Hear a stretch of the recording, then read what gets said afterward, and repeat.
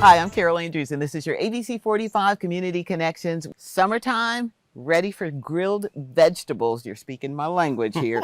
Chef Eric is back with us, and Chef, you got to pick the right vegetables to grill, but you can do it and do it successfully. Talk to me. Yeah, absolutely. And don't neglect the side dishes or the vegetables, right? So we've got some summer squash, some summer zucchini. When I do the tomatoes, I love finding them on the vine. That way I'm not turning each and every single one of them. It's just one bloop, bloop, and we get it that way.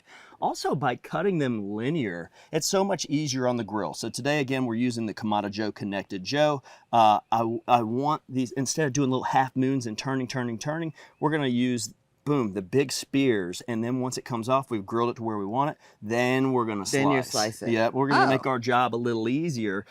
So I've chosen some squash, some tomatoes, some onions, and every one of these vegetables brings something different to the plate, right?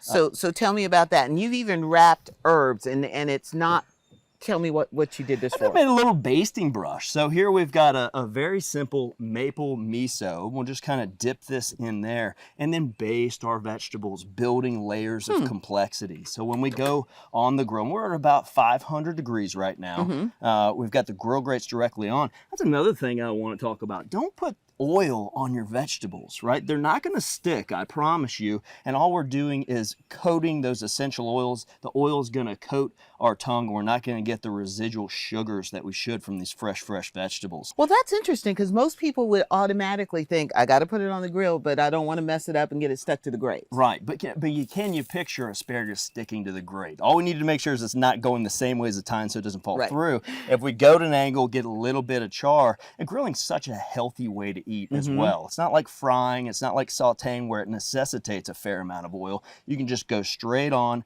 As it cooks, it's rendering the moisture out of it and it's becoming a little bit sweeter. And then this maple miso right over top. Oh, that's kind of cool. Oh yeah, and you can smell that, those aromas. Delicious and nutritious. I like it. I like it. So what do you, when you talk to people that are grilling, what's the #1 mistake they make?